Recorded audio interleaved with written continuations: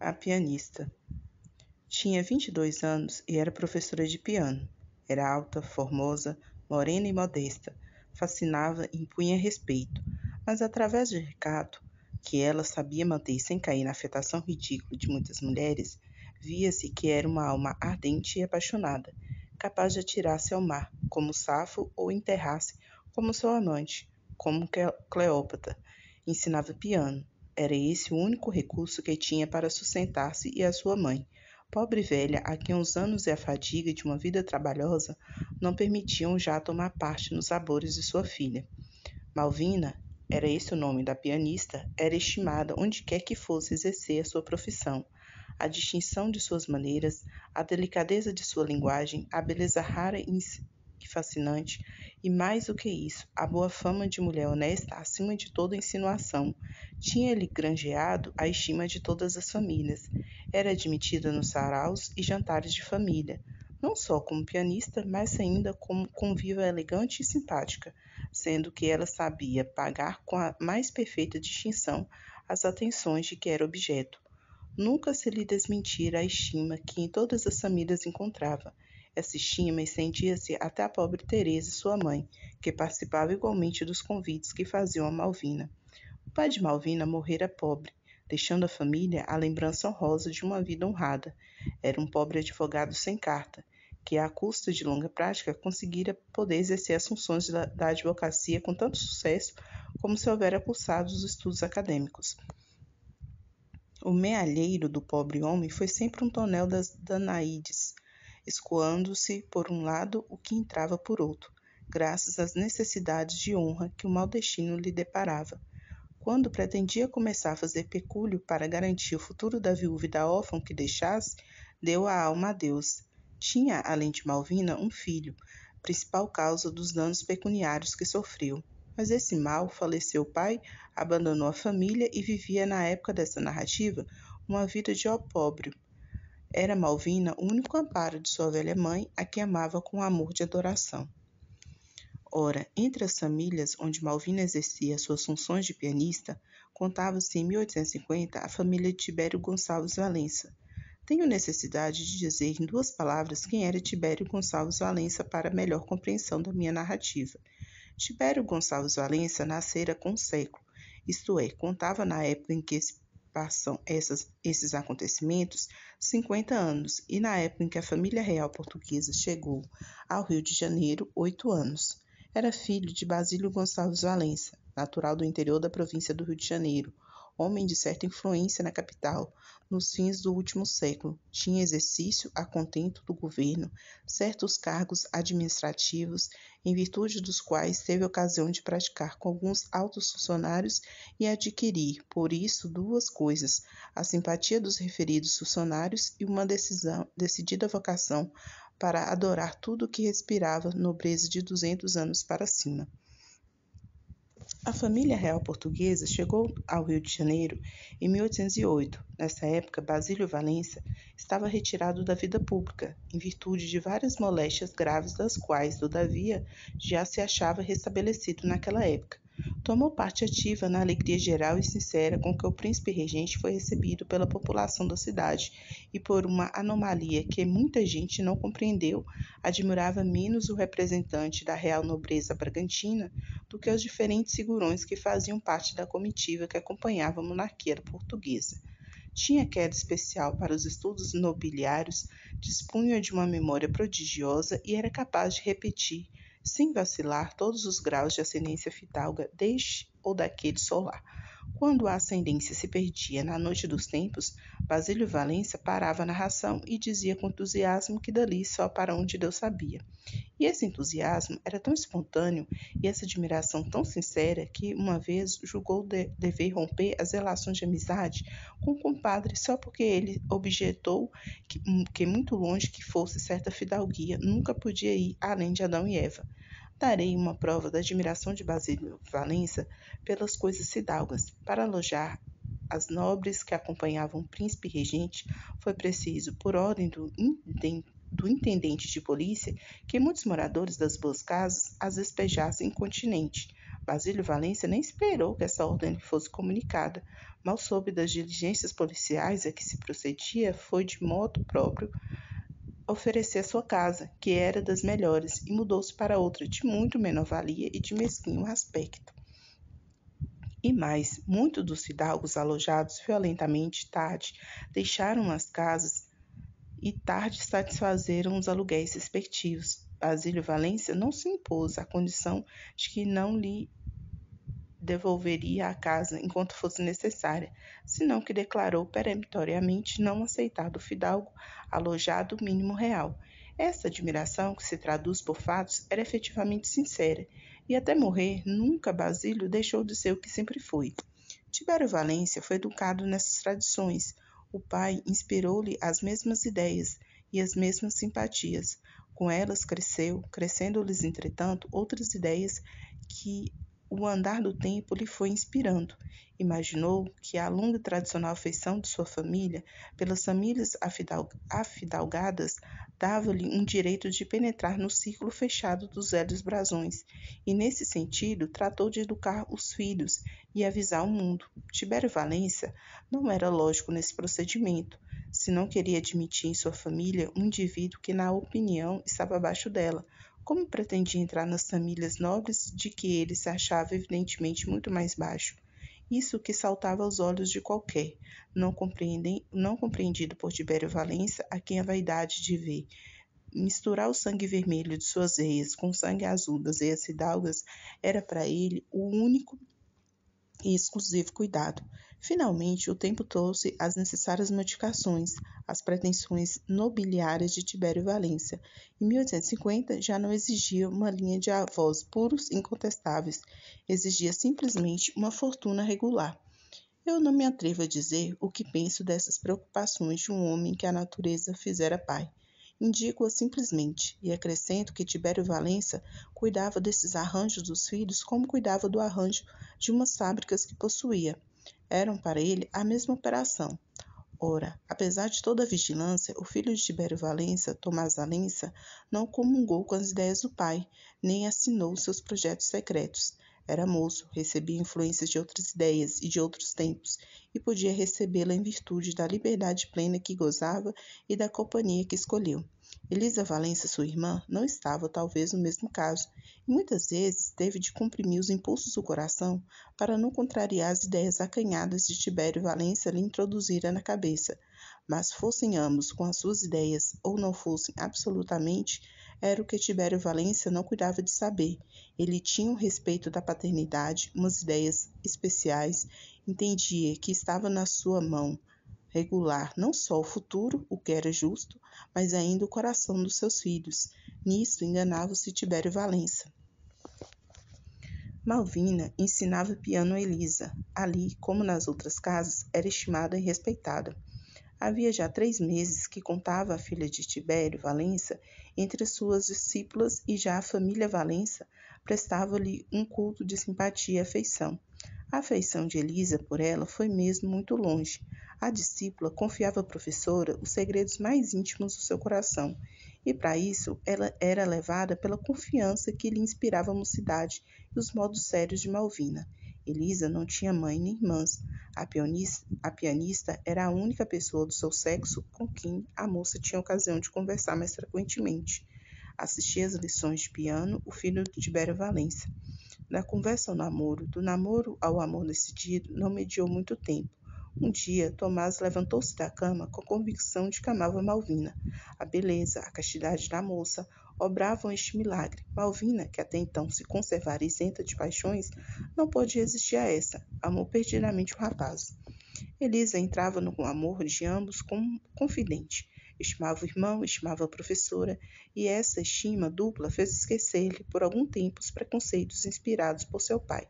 Mas o amor tem um grande inconveniente de não guardar a discrição necessária para que os estranhos não percebam.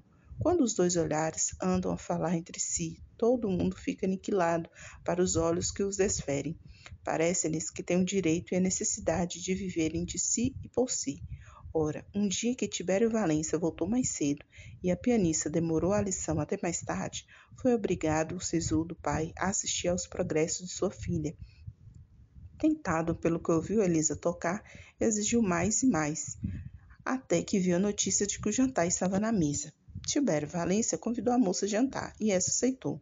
Foi para o fim do jantar que Tibério Valência descobriu os olhares menos indiferentes que se trocavam entre Malvina e Tomás.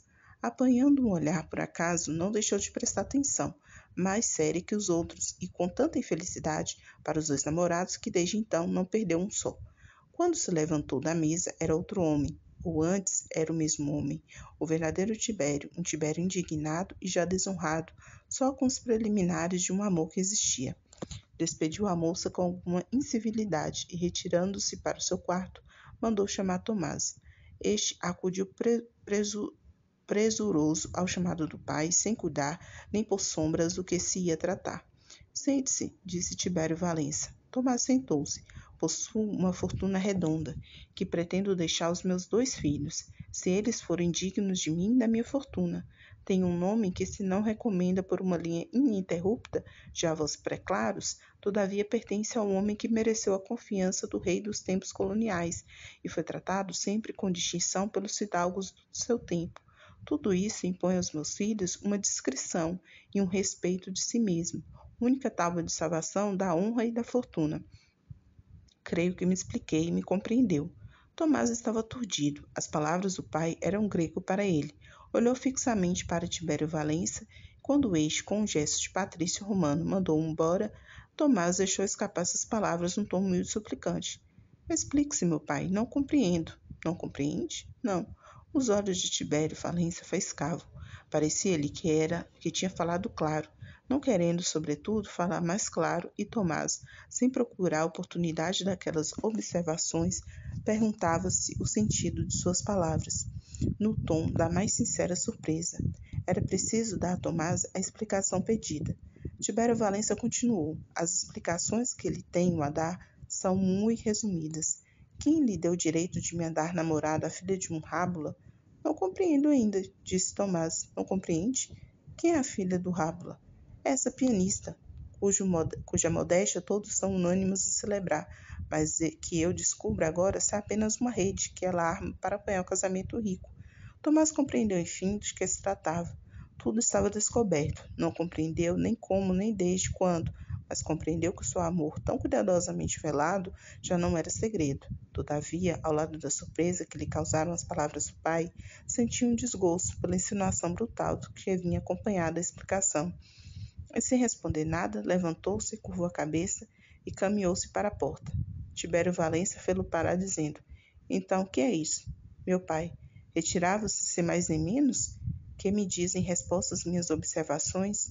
Veja lá, ou a pianista sem a fortuna, ou a fortuna sem a pianista. É escolher. Eu não ajuntei dinheiro, nem o criei com tanto trabalho para realizar os projetos atrevidos de uma mulher de pouco mais ou menos meu pai. Se o que me retivesse na casa paterna fosse simplesmente a fortuna, minha escolha estava feita. O amor de uma mulher honesta bastava-me para amparar minha vida. Eu saberei trabalhar por ela, mas eu sei que, acompanhado dessa moça, perco a afeição de meu pai. Prefiro perder a mulher a perder o pai. Fico. Essa resposta de Tomás desconcertou Tibério Valença. O pobre homem passou a mão pela cabeça, fechou os olhos, franziu a testa e, depois de 2 minutos, disse, levantando-se: Pois sim, de um ou de outro modo, estimo que fique. Poupo-lhe um arrependimento. E fez um gesto a Tomás para que saísse. Tomás saiu de cabeça baixa e dirigiu-se para o seu quarto, onde ficou encerrado até o dia seguinte. No dia seguinte, na ocasião em que Malvina ia sair para dar suas lições, recebeu um bilhete de Tibério Valença. O pai de Tomás dava o ensino de Elisa por acabado e mandava-lhe o saldo de contas. Malvina não compreendeu essa despedida tão positiva e tão humilhante. A que podia atribuí-la? Em vão indagou se a memória lhe apresentava um fato que pudesse justificar ou explicar o bilhete e não achou. Resolveu ir à casa de Tibério Valença e ouvir da própria boca dele as causas que faziam dispensar tão bruscamente as suas lições à menina Elisa. Tibério Valença não estava em casa, estava só Elisa. Tomás estava, mas encerrara-se no quarto, de onde só saíra à hora do almoço, por instâncias do pai. Elisa recebeu a pianista com certa frieza, que bem se via ser estudada. O coração pedia-lhe outra coisa. A primeira reclamação de Malvina acerca do estranho bilhete que recebera, Elisa respondeu que não sabia, mas tão mal fingiu a ignorância, tão difícil e doloroso lhe foi a resposta, que Malvina compreendeu que alguma coisa havia no fundo com que não queria contrariá-la. Pediu positivamente a Elisa que o dissesse, prometendo nada referir. Elisa disse à pianista que o amor de Tomás por ela estava descoberto, que o pai levava a mal esse amor, tendo lançado mão do meio da despedida para afastá-la da casa e da convivência de Tomás. Malvina, que amava sinceramente e apaixonadamente o irmão de Elisa, chorou ao ouvir essa notícia. Mas as lágrimas que faziam? O ato estava consumado, a despedida estava feita. Só havia uma coisa a fazer, e sair e não pôr mais os pés na casa de Tibério Valença. Foi o que Malvina resolveu fazer. Levantou-se e despediu-se de Elisa. Essa, que apesar de tudo tinha um fundo de afeição pela pianista, perguntou-lhe se não ficava mal com ela. Mal por quê? Perguntou a pianista. Não, não fico. E saiu enxugando as lágrimas.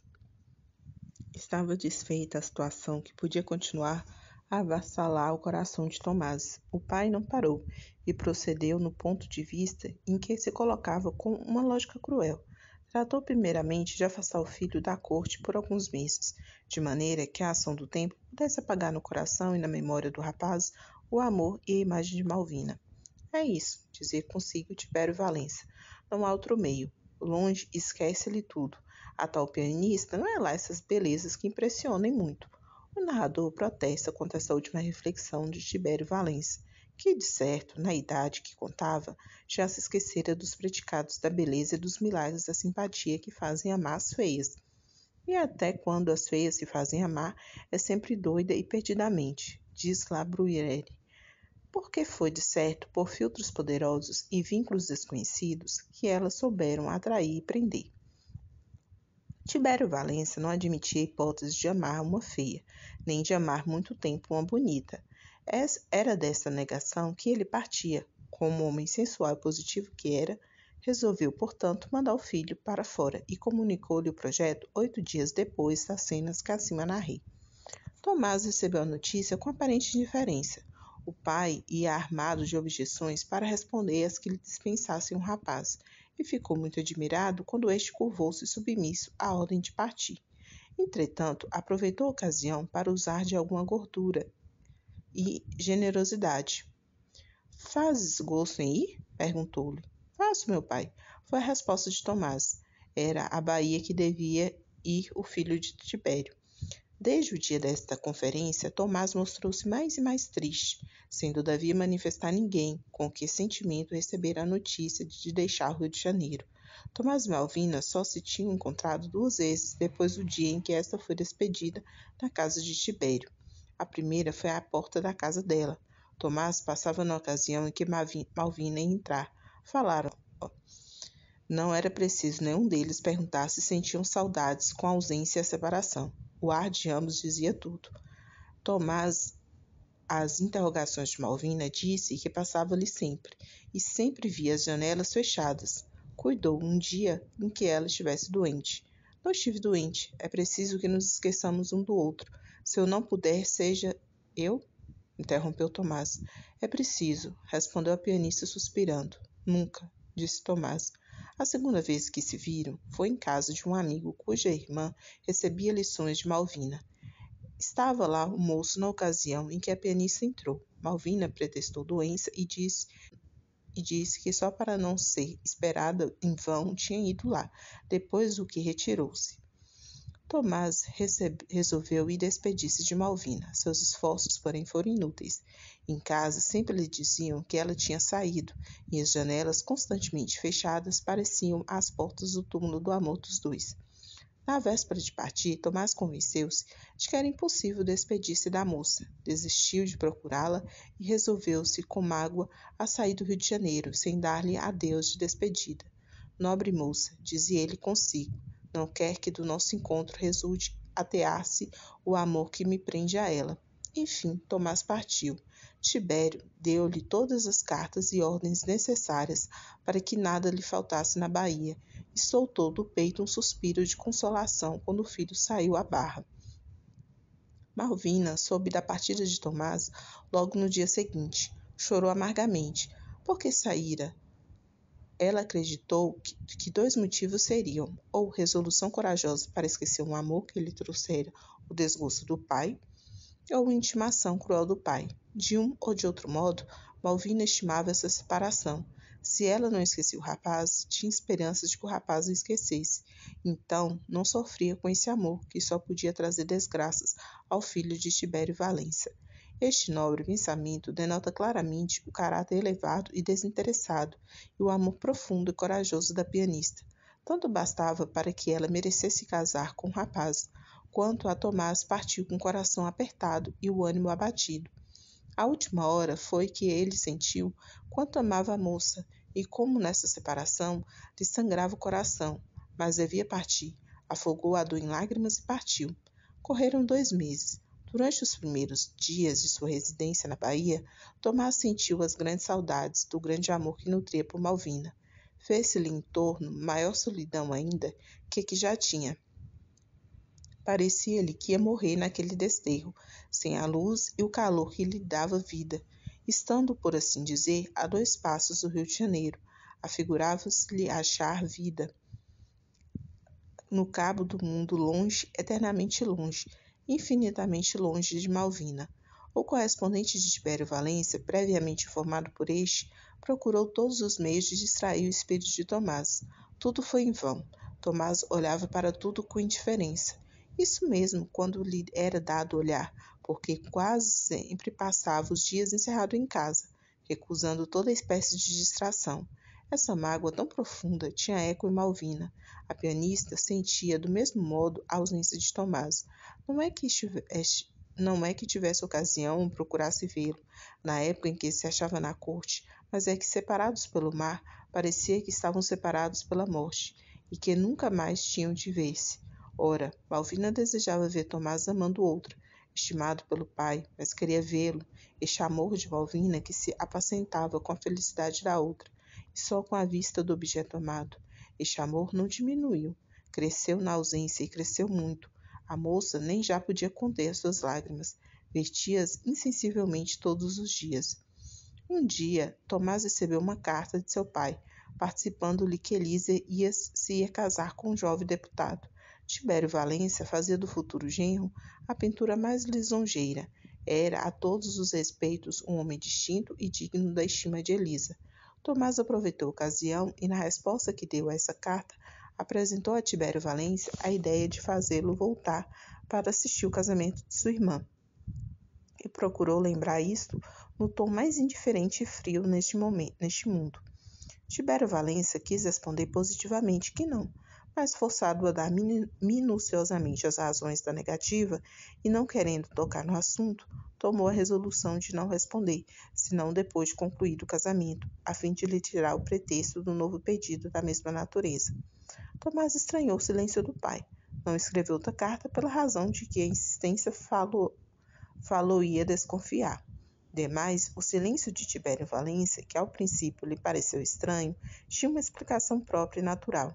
Essa explicação foi a verdadeira causa do silêncio. Tomás compreendeu e calou-se.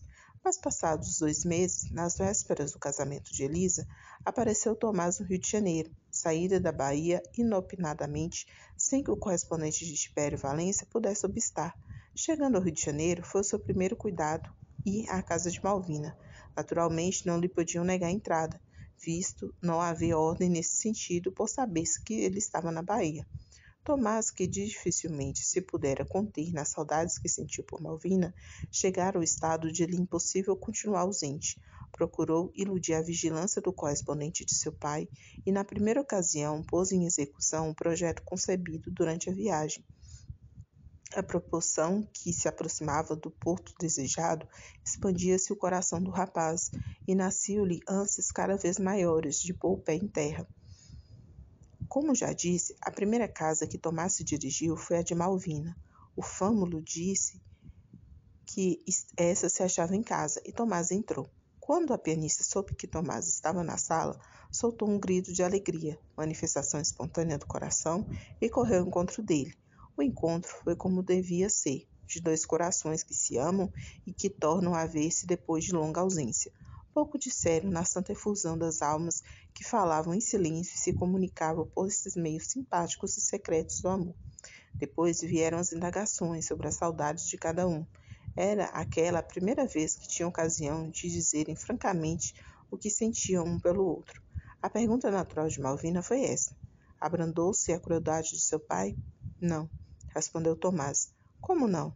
Não, vim sem ele saber.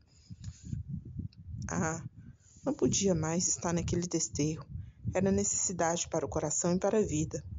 Oh, fez mal. Fiz o que devia. Mas meu pai ralará comigo. Mas paciência, acho-me disposto a afrontar tudo.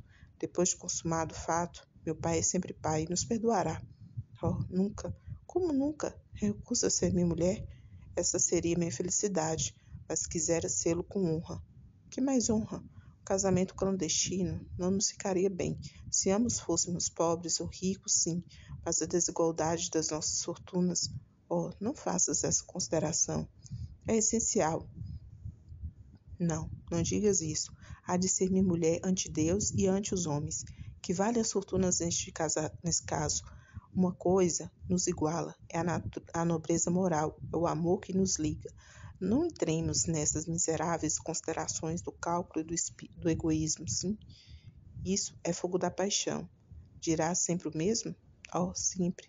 Tomás ajoelhou aos pés de Malvina, tomou-lhe as mãos entre as dele e beijou-as com beijos de ternura. Teresa entrou na sala, justamente na ocasião em que Tomás se levantava. Uns minutos antes que fosse, encontraria aquele quadro de amor. Malvina apresentou Tomás à sua mãe. Parece que Teresa já alguma coisa sabia dos amores da filha. Na conversa com Tomás, deixou escapar palavras equívocas que deram lugar a que o filho de Tibério Valência expusesse à velha os seus projetos e seus amores. As objeções da velha foram idênticas às da filha. Também ela via na situação esquerda do rapaz, em relação ao pai, uma razão de impossibilidade para o casamento. Dessa primeira entrevista saiu Tomás alegre para ver Malvina, triste pela singular oposição de Malvina e de Teresa. Em casa de Tibério Valência faziam-se preparativos para o casamento de Elisa. O noivo era um jovem deputado de província, se do norte ou do sul, não sei, mas o deputado cujo talento supria os anos de prática que começava a influir na situação. Acrescia que era dono de uma boa fortuna pela recente morte do pai. Tais considerações decidiram Tibério Valência ter por um genro um homem abastado, gozando de uma certa posição política, talvez ministro durante pouco tempo, em um partido de grande valor. Neste ponto, a alegria de Tibério Valência era legítima, e como os noivos se amavam deveras, condição que Tibério Valência dispensaria se necessário fosse, essa união tornou-se aos olhos de todos uma união natural e propícia. A alegria de Tibério Valência não podia ser maior. Tudo lhe corria às mil maravilhas. Casava a filha ao sabor dos seus desejos, e tinha longe o filho desnaturado, que talvez àquela hora já começasse a arrepender-se das veleidades amorosas que tivera. Preparava-se enxoval, faziam-se convites, compravam-se mil coisas necessárias à casa do pai e à da filha. E tudo esperava ansioso o dia aprazado pelo casamento de Elisa. Ora, no meio dessa satisfação plena e geral, caiu subitamente como um raio o filho desterrado, conviva que se não contara para a festa. A alegria de Tibério Valência ficou assim um tanto aguada. Apesar de tudo, não quis romper absolutamente com o filho. E, sinceramente ou não, o primeiro que falou a Tomás não foi o algoz, foi o pai.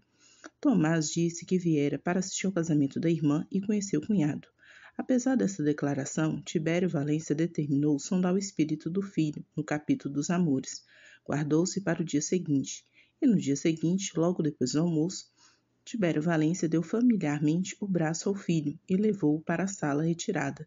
Aí, depois de fazê-lo sentar, perguntou-lhe se o casamento, se outro motivo, o trouxera tão inoptamente ao Rio de Janeiro. Tomás hesitou. Fala, disse o pai, fala com franqueza. Pois bem, vim por 2 motivos, pelo casamento e por outro. O outro é o mesmo? Quer franqueza, meu pai? Exijo. Está bem, lava as mãos, casa-te, consinto, mas nada mais terás de mim. Nada, ouviste? E dizendo isso, Tibério Valência saiu. Tomás ficou pensativo. Era um consentimento aquilo, mas de que natureza?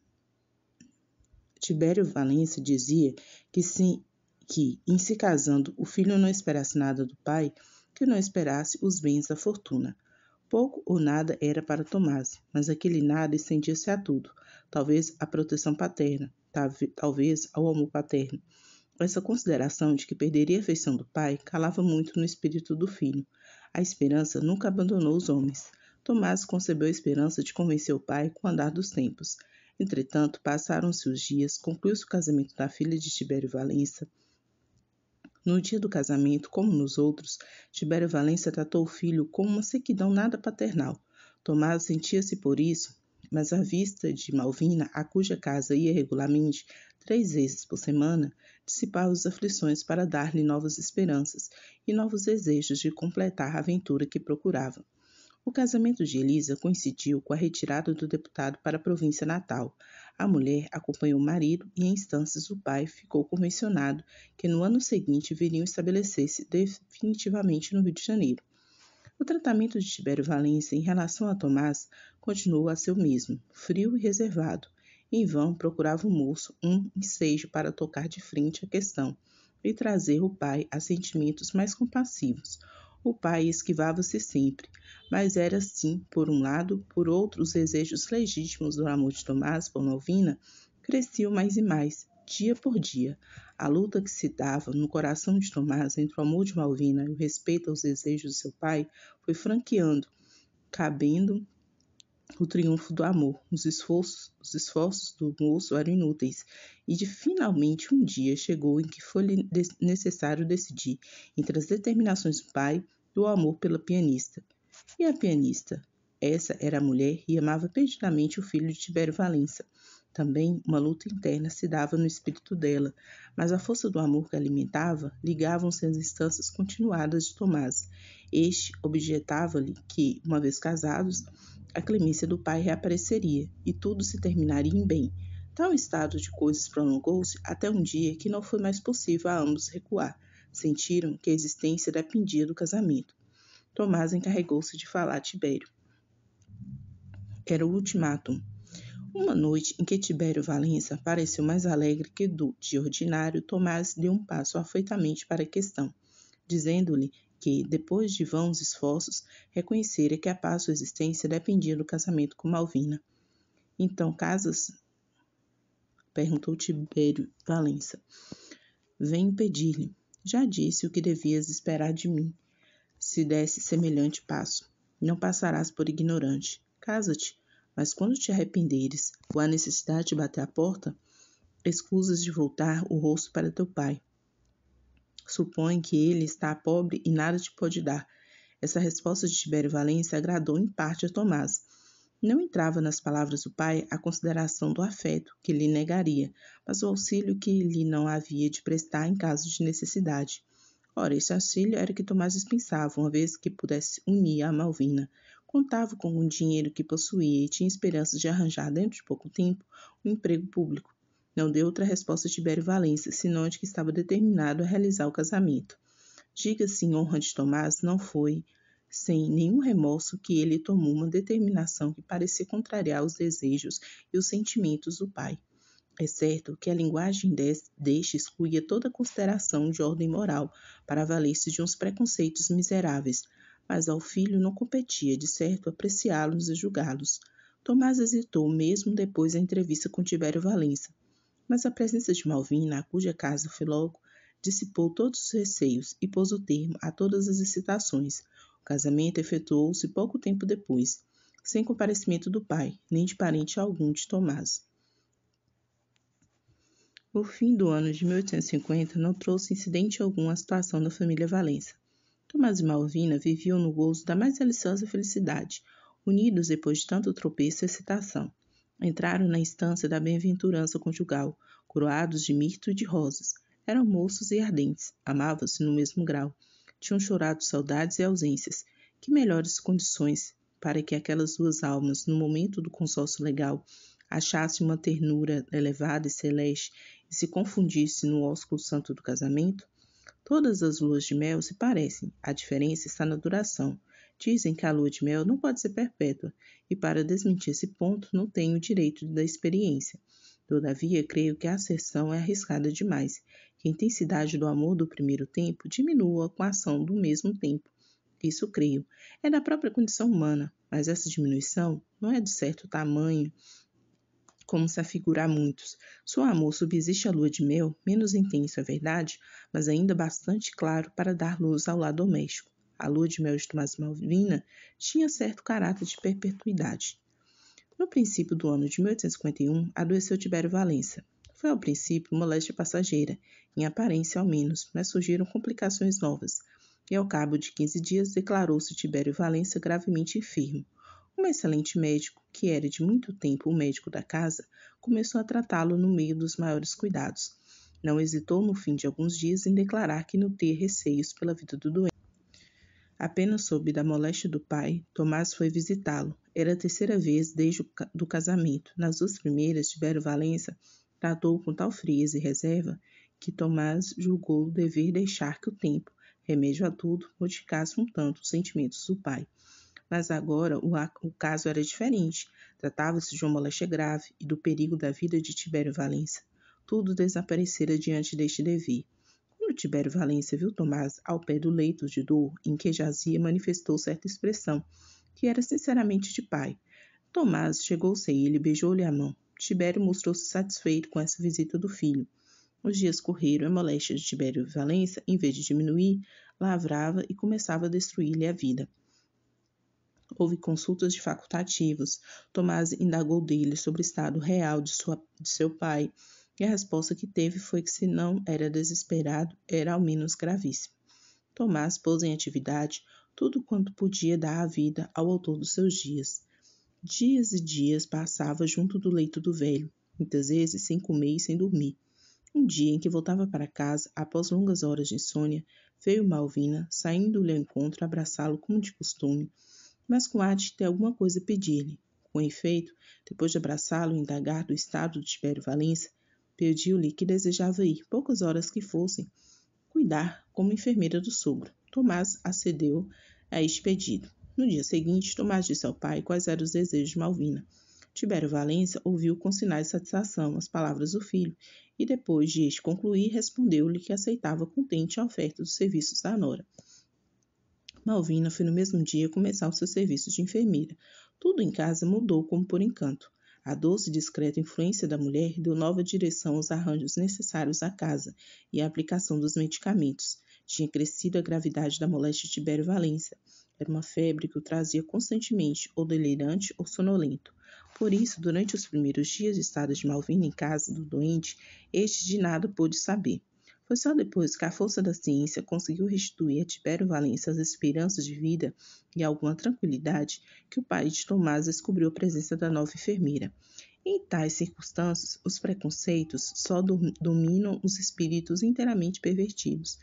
Tibério Valença, apesar da exageração dos seus sentimentos, não estava ainda no caso. Acolheu a nora com um sorriso de benevolência e de gratidão. Muito obrigado, disse ele. Está melhor? Estou. Ainda bem. Há muitos dias que está aqui? Há alguns. Nada sei do que se tem passado. Parece que acordo de um longo sono. Que tive eu? Delírios e constantes sonolências. Sim, é verdade. Mas estou melhor. Estou salvo? Está. Dizem os médicos? Dizem, e vê-se logo. Ah, graças a Deus. Tibério Valença respirou como um homem que aprecia a vida no grau máximo. Depois acrescentou. Ora, quanto trabalho teve comigo? Nenhum, como nenhum. Era preciso haver alguém que dirigisse a casa. Bem sabe que as mulheres são essencialmente donas de casa. Não quero encarecer o que fiz. Eu pouco fiz, filo por dever, mas quero ser leal, declarando qual foi o pensamento que me trouxe aqui. A senhora tem bom coração. Tomás entrou neste momento. Oh, meu pai, disse ele. Adeus, Tomás. Está melhor? Estou. Sinto e dizem os médicos que sou melhor. Está sim. Estava a agradecer a tua mulher. Malvina acudiu logo. Deixemos isso para depois. Desde o dia em que Tibério Valença teve este diálogo com a nora e o filho, a cura foi se operando gradualmente. No fim de um mês, entrou Tibério Valença em convalescência. Estava excessivamente magro e fraco. Só podia andar apoiado a um bengala e ao ombro de um criado. Tomás substituiu muitas vezes o criado a chamado do próprio pai. Neste ínterim, foi Tomás contemplado na pretensão que tinha um emprego público. Progrediu a convalescência do velho e os facultativos aconselharam a mudança para o campo. Faziam-se os preparativos à mudança quando Tomás e Malvina anunciaram a Tibério Valência que, dispensando-se agora os seus cuidados e devendo Tomás entrar no exercício do emprego que obtivera, tornava-se necessária a separação. Então não me acompanham? Perguntou o velho. Ambos repetiram as razões que tinham, procurando o melhor modo não ofender a susceptibilidade do pai e do enfermo. Pai e enfermo cederam às razões e efetuou-se a separação, no meio dos protestos reiterados de Tibério Valência, que agradecia d'alma os serviços que os dois já haviam prestado. Tomás e Malvina seguiram para casa, e a convalescente partiu para o campo. A convalescência de Tibério Valência não teve incidente algum. No fim de 40 dias estava pronto para outra, como se diz popularmente, e o velho, com toda a criadagem, voltava para a cidade. Não fiz menção de visita alguma da parte dos parentes de Tibério Valência durante a moléstia deste, não porque eles não tivessem visitado o parente enfermo, mas porque essas visitas não trazem circunstância alguma nova no caso. Todavia, pede a fidelidade histórica que os mencione agora. Os parentes, últimos que restavam à família Valência, reduziam-se a 2 velhos primos, uma prima e um sobrinho filho desta. Essas criaturas foram algum tanto assíduas durante o período da moléstia, mas escassearam as visitas desde que tiveram ciência de que a vida de Tibério não corria risco. Convalescente, Tibério Valência não recebeu uma só visita desses parentes. O único que o visitou algumas vezes foi Tomás, mas sem a mulher. Estando completamente restabelecido e tendo voltado à cidade, a vida da família continuou a mesma que anteriormente à moléstia. Essa circunstância foi observada por Tibério Valência. Apesar da sincera gratidão com que ele acolheu a nora, apenas tornar a si, Tibério Valência não pôde afugentar do espírito um pensamento desonroso para a mulher de seu filho. Dava o desconto necessário às qualidades morais de Malvina, mas interiormente acreditava que o procedimento dela não fosse isento de cálculo. Este pensamento era lógico no espírito de Tibério Valência. No fundo do enfermo agradecido havia o homem calculista, o pai interesseiro, que olhava tudo pelo prisma estreito e falso do interesse e do cálculo, e a quem parecia que não se podia fazer uma boa ação sem laivos e intenções menos confessáveis. Menos confessáveis é paráfrase do narrador, no fundo. Tibério Valência admitia como legítimo o cálculo dos 2 filhos. Tibério Valência imaginava que Tomás e Malvina, procedendo como procederam, tinham tido mais de um motivo para que os determinasse. Não eram só, no espírito de Tibério Valência, o amor e a dedicação filial era ainda um meio de ver se lhe abrandavam os rancores, se lhe armavam a fortuna. Nessa convicção estava, e como esta esperava a continuação dos cuidados oficiosos de Malvina, imagina-se que qual não foi a surpresa do velho, vendo que, cessada a causa das visitas dos dois, causa real que ele tinha por aparente, nenhum deles apresentou o mesmo procedimento anterior. A confirmação seria se, pilhada a abertura, Malvina aproveitasse para fazer da sua presença em casa de Tibério Valência uma necessidade. Isto pensava o pai de Tomás e pensava neste caso com acerto. Correram-se dias e dias e a situação não mudou. Tomás lembrava uma vez a necessidade de visitar com Malvina a casa paterna. Malvina, porém, recusou, e quando as instâncias de Tomás a obrigaram a uma declaração mais peremptória, declarou ela positivamente que a continuação das suas visitas poderia parecer a Tibério Valência uma pretensão ao esquecimento do passado e aos aconchegos do futuro. Melhor é, disse ela, não irmos. Antes passemos por descuidados que por atos ao dinheiro de teu pai. Meu pai não pensará isso, disse Tomás. Pode pensar. Creio que não. Meu pai está mudado, é outro. Ele já te reconhece. Não te fará injustiça. Está bom, veremos depois. E depois dessa conversa nunca mais falou nisso, sendo que Tomás não encontrou na reticência de Malvina senão um motivo mais para amá-la e respeitá-la. Tibério Valência, desenganado a respeito da expectativa em que estava, resolveu ir um dia em pessoa visitar a nora. Era isto nem mais nem menos o reconhecimento solene de um casamento que desaprovava. Essa consideração, tão intuitiva em si, não se apresentou ao espírito de Tibério Valência. Malvina estava só quando à porta parou o carro de Tibério Valência. Era visita inesperada, causou-lhe verdadeira surpresa. Tibério Valência entrou com um sorriso nos lábios, sintoma de bonança de espírito, que não escapou à ex-professora de piano. Não me querem ir ver, venho eu vê-los. Onde está meu filho? Na repartição. Quando volta às 3h30, já não posso vê-lo. Há muitos dias que ele não vai. Quanto à senhora, creio que decididamente nunca mais lá volta. Não tenho podido. Por quê? Ora, isso não se pergunta uma dona de casa.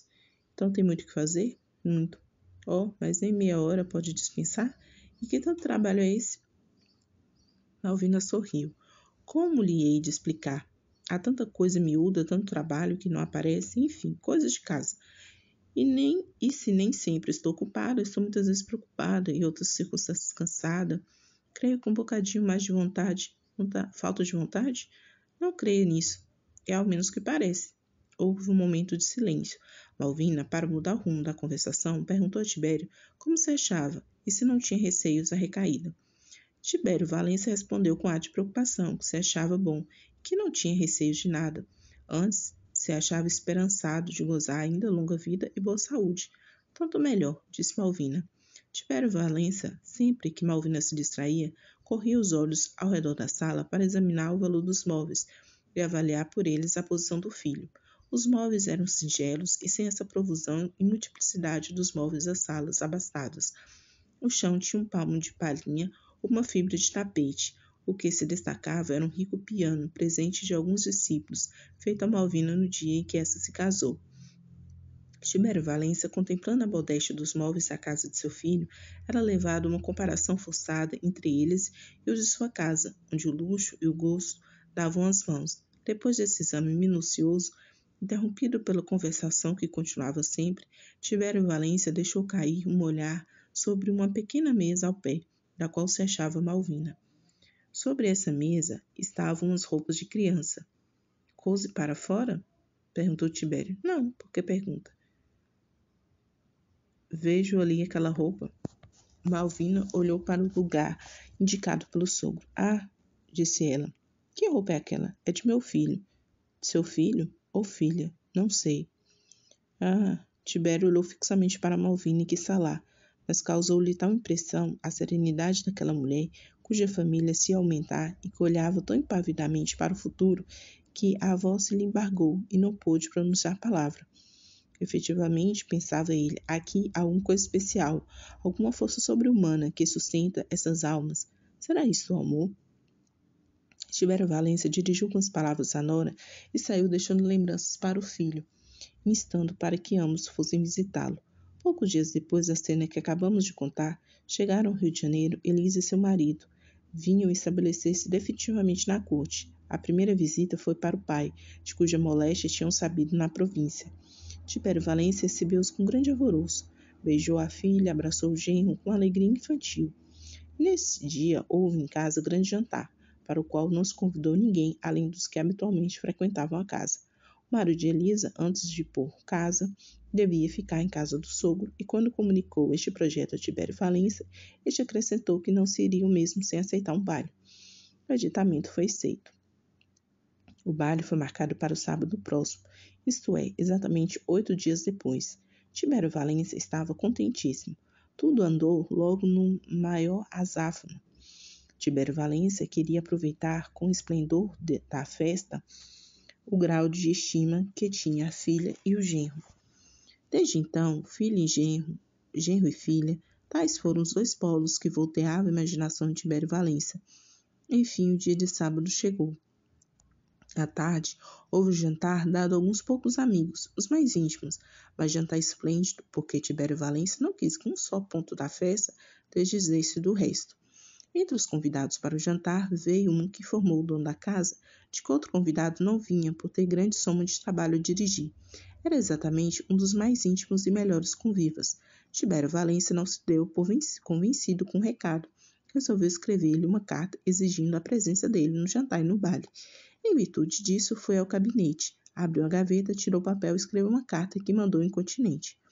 Mas no momento de guardar de novo o papel que tirara da gaveta, reparou que entre duas folhas se exalara uma cartinha por letra de Tomás. Estava aberta, era uma carta já antiga, que Tibério Valência recebera e atirara para dentro da gaveta. Foi a carta que Tomás participava ao pai o dia do seu casamento com Malvina. Essa carta, que em mil outras ocasiões lhe estivera debaixo dos olhos sem maior comoção, Desta vez, não deixou de impressioná-lo. Abriu a carta e leu-a. Era da redação humilde e afetuosa. Viu a mente de Tibério Valença a visita que fizera a mulher de Tomás. O quadro da vida modesta e pobre daquele jovem casal apresentou-se-lhe de novo aos olhos. Comparou esse quadro mesquinho com o qual esplêndido que apresentava a casa dele, onde o jantar e um baile iam reunir amigos e parentes. Depois viu a doce resignação da moça, que vivia contente, no meio da parcimônia, só porque tinha o amor e a felicidade do marido.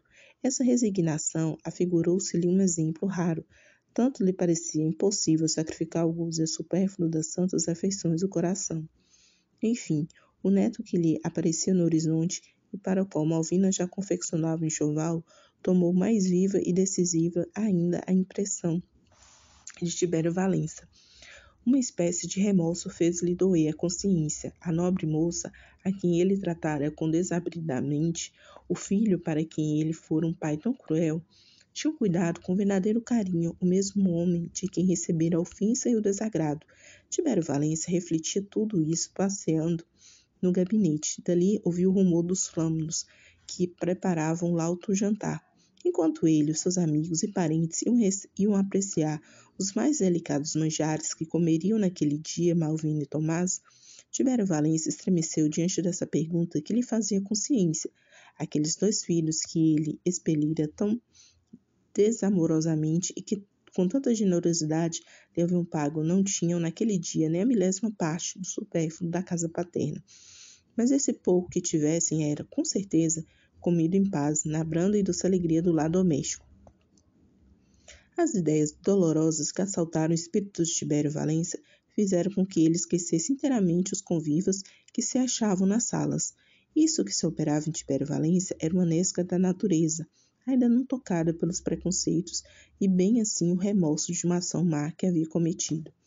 Isso e mais a influência da felicidade de que atualmente era objeto Tibério Valença produziram o melhor resultado. O pai de Tomás tomou uma resolução definitiva. Mandou aprontar o carro e saiu. Foi direto à casa de Tomás.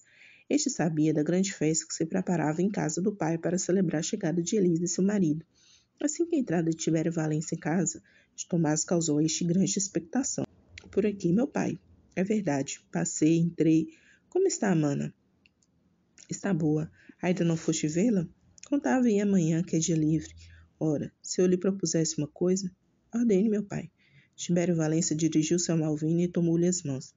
Escute, disse ele, vejo que há na sua alma grande nobreza. Se nem a riqueza, nem os antepassados ilustram o seu nome, vejo que resgata essas faltas por outras virtudes. Abrace-me como pai. Tibério, Malvina e Tomás abraçaram-se um só grupo. É preciso, acrescentou o pai, que vão hoje lá à casa. Já? Já? Perguntou Malvina. Já. Daí a meia hora apeavam-se os três à porta da casa de Tibério Valença. O pai, arrependido, apresentava os amigos e os parentes, aqueles dois filhos que tão cruelmente quisera excluir da comunhão da família. Este ato de Tibério Valença veio a tempo de reparar o mal e assegurar a paz futura dos seus velhos anos. A conduta generosa e honrada de Tomás de Malvina valeram essa reparação. Isso porque a natureza pode comover a natureza, e que uma boa ação tem a faculdade muitas vezes de destruir o preconceito e estabelecer a verdade do dever. Não pareça improvável ou violenta essa mudança no espírito de Tibério. As circunstâncias favoreceram essa mudança, para a qual o principal motivo foi a resignação de Malvina e de Tomás. Fibra maternal, mais desvencilhada naquele dia dos liames de uma consideração social mal entendida para palpitar livremente e mostrar em Tibério Valença um fundo melhor do que as suas aparências cruéis. Tanto é verdade que se a educação modifica a natureza pode, em suas exigências mais absolutas, adquirir os seus direitos e manifestar sua força. Com a declaração de que foram sempre felizes, os heróis deste conto deita-se-lhe um ponto final. Fim. E aí, gostou? Então siga, comente, compartilha e até o próximo livro.